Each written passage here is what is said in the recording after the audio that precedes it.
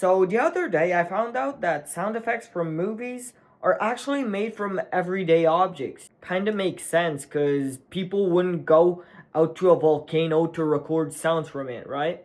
So I made a full video about recreating sound effects from home, such as rain, breaking bones, thunder, a car crash, and many more. Go find out by clicking the link down below.